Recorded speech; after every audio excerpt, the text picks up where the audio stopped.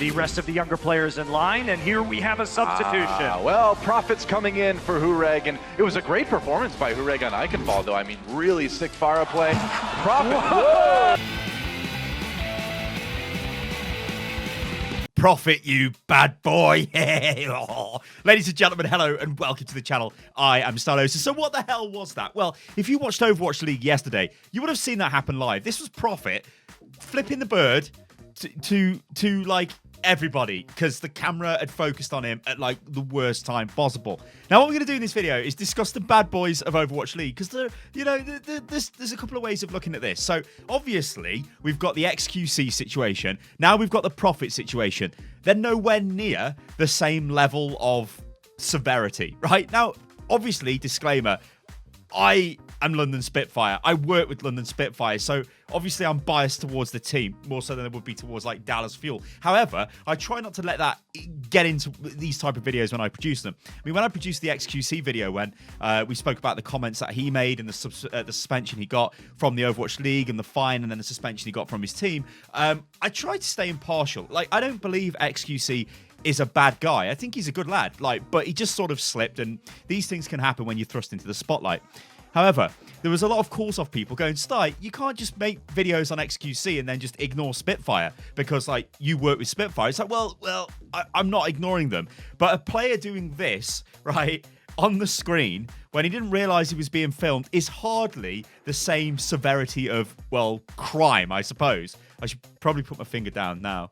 This video is probably gonna get like demonetized, isn't it, by YouTube? The longer I do this.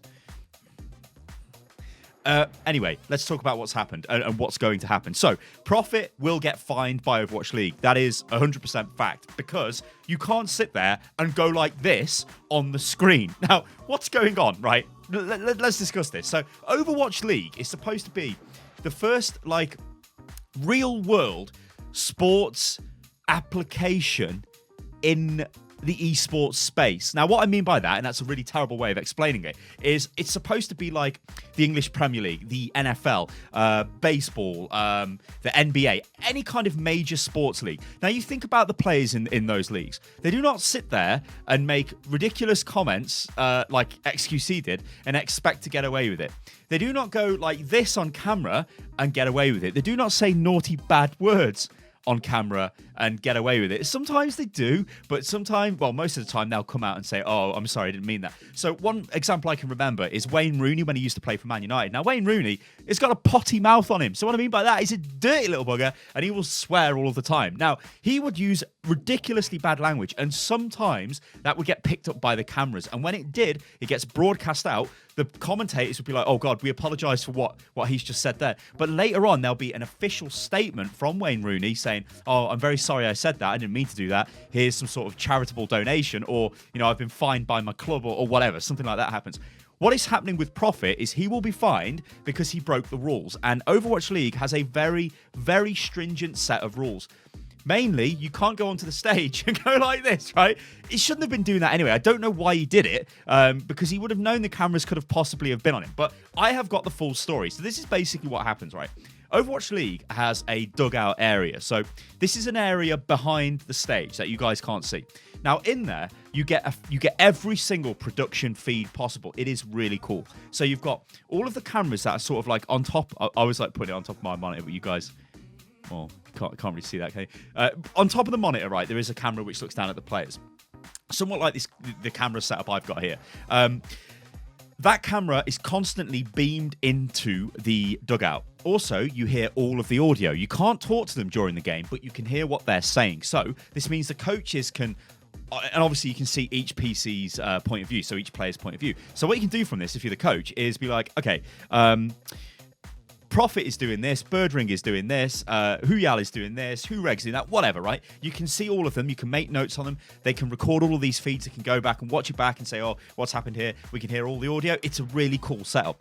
What happens, though, at the start of a game is you go in with your mouse and keyboard. Now, the monitors remain the same on the stage because they're the same as are in the practice room. I think they're HP monitors because there's some sort of sponsorship.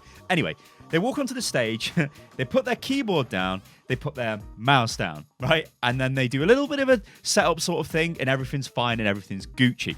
The difference here is Prophet was substituted in, and he's not used to that, right? Because normally he just plays straight away. Now, during the setup phase, they're normally talking to the desk, right? So the desk will be active. Everybody's like, you know, the analysts are doing their work and all of that stuff. You don't see what's going on the stage because it's setup time.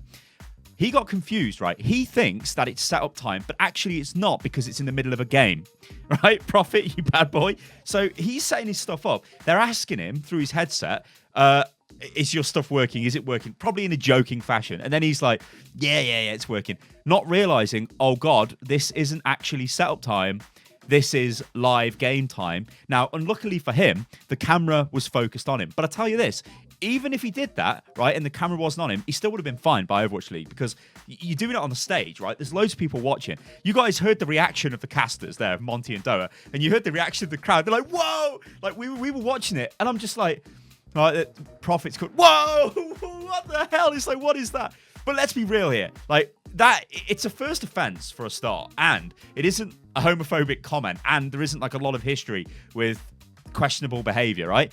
Now, talking about XQC, like I said, I think he's a good lad, and I just think he's made some mistakes, and he'll get better, and he'll understand like how all this stuff kind of works. So the problem with XQC is he's used to his stream where you can do whatever you like. It's sort of like me in a way, yeah. I can do whatever the hell I like. Like I can sit here doing this all day. Like who's gonna find me? I walk around the Blizzard Arena doing this. Like who's gonna find me? Nobody's gonna find me, right? But if I was playing for one of the teams under contract and I'm doing this, then suddenly I represent that team and there are loads of rules and regulations I've got to play by. So it would be hard for me to do that. XQC, it's hard for him to do that. That's why he has these problems. But I think he'll sort them out. Like I think for XQC, there's two ways he'll end up. It'll either be he'll reduce his streaming time because I don't think professionals can stream as much as he does and scrim because you're just going to burn out. You're literally just going to die, right? You're going to snap, you're going to do ridiculous things, and that's what happens with XQC. Only he's streaming to like 5, 6, 7, 8, 10,000 people. It's like, well, people are going to realize what you're saying, and you can't really do that. So he either just becomes a full-time streamer, which I think that is a career he can definitely do, or he just becomes a full-time player, which is a career he can definitely do. Prophet, on the other hand, and the reason why I wanted to talk about the bad boys of Overwatch League in this video is he was a naughty boy. He's going to get told off for it, but that's it. I'd be very surprised if there's suspensions involved in this because, well, he just did that, like, and he didn't really do it maliciously. You get what I'm saying? Like, yeah, I don't know. It's a weird one, isn't it? But you guys let me know what you think about this in the comments below. But do remember, like, I've also been getting some feedback as well. People saying, Pro Overanalyzed has been focusing a little bit too much on London Spitfire games. That's only because it's games that we wanted to cover. I think the next one is New York XL, and it is a really funky game, that is. So that's going to be awesome. So yeah, it's not like we're just going to make videos on London Spitfire. I'm a fan of London Spitfire. You can see this thing on the wall. They put me in a Spitfire, right? There I am, next to the Spitfire, right? There's a signed jersey behind me, although that's a giveaway.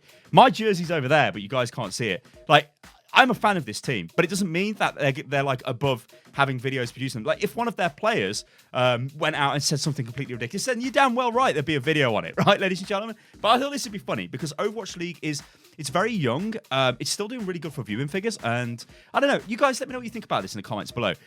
Is this fair that players are treated... In fact, yeah, let's do this like a global thing. Do you think it's fair that players are being treated as role models? Do you think it's fair that they're being held to such high standards? Do you think it's fair that they seem to be getting quite severe punishments based on what they're doing? And like, on the other hand, you know, like somebody sent me feedback and said, hey, I watched this with my 13-year-old child and I don't want to see somebody doing this. That's a fair point, right?